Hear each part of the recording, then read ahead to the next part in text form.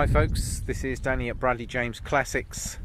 Today's classic is the legendary Rover 90 P5. This one is absolutely a glorious example, and I'm a bit biased because I absolutely adore these early Rovers. Such a classy car, so lovely to drive. This one's in very regular use, near daily at the moment actually.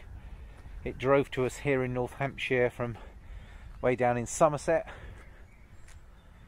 Didn't miss a beat. A genuine pleasure to drive. 2.6 six-cylinder engine, 4-speed auto box. There's a non-free wheel, and this has fully working overdrive. And as you can see from the bodywork, clearly this car has been subject to a restoration. The bodywork is in absolutely fabulous condition with no signs of rust, dents, scratches. A really good paint job. So very, very original. Fully retrimmed interior, which is glorious. But above all, she drives wonderfully. She's had a full set of radial tyres fitted in recent months. Makes a big difference to the way these old girls drive, to be fair. Let me just open up and show you in here. One of the last British cars to feature suicide doors on the rear. And I know someone's going to say, oh yes, but don't the new modern Rolls-Royce Phantoms do that sort of thing? And I'm going to say yes, but that's hardly a classic, is it? You know, all that money for a car. Look how fantastic the interior is. Lovely carpets, totally retrimmed leather in stunning condition. Excellent headlining. Wonderful woodwork. There's a modern stereo, and there's some speakers down in the footwells, which you can forgive. Nothing stopping you putting a period radio in there if you so require. Look at that lovely switchgear. I just love the engineering here of the, for those of you who remember, have a look at that gear linkage there. What an absolute pleasure. Handbrake. These cars are absolutely wonderful. And it actually looks fantastic in real life. I know sometimes cameras and videos can give you a tainted view, but I can assure you this car really is as good in the flesh, as it were. Now I'm guessing we've already got some Rover enthusiasts who are probably going to be viewing this video. So to remind you,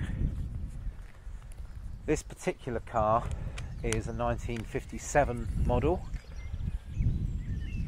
and it just has a total, had a first owner from, it's a 97 model, but it was registered right at the beginning of the year in 1958.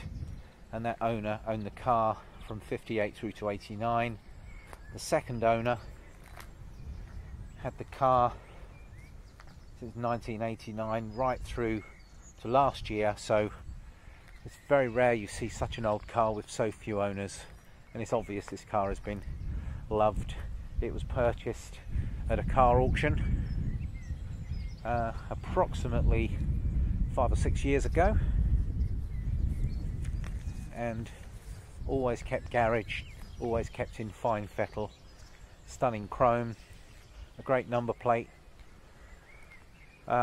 Whenever I see an X in a number plate, I sometimes wonder if that means it's been reissued, but some sharp-eyed viewers are probably going to spot that that may be a local number plate to them. Just showing over 100,000 miles, which seems to tie in with the MOTs which the car has had. Obviously it's MOT exempt being a 1958 car, but I think it was MOT just before it was put into auction 5 or 6 years ago. And as I say, those who know this car know it had a impressive production run before it was superseded. Well, obviously they brought out, after the P4 we had the P5. They continued to make this P4, and it was sometime around 64 when the Rover P6 came out, but they were making the P4 and the P5 Rover alongside each other. Of course the P5, very different car, very conservative lines, whereas this car more compact and a real pleasure to drive. One little feature I'm going to show you of this car, which is remarkably rare. Isn't it lovely to have? Look in there, his original toolbox, his toolkit, and look at that, the Holtz touch-up pen. And I think you can see how good the interior is. I think you're going to like this one. Right down into car number here and the ID badge. Absolutely solid. She starts on the button. She drives wonderfully well. And all I can do is recommend you come and have a look at this car, and you'll soon see that this old Rover Viking ship does drive lovely.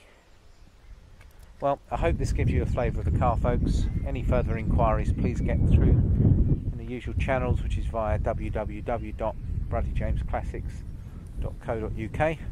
I look forward to welcoming you so you can come and view this wonderful old girl. Thanks, folks.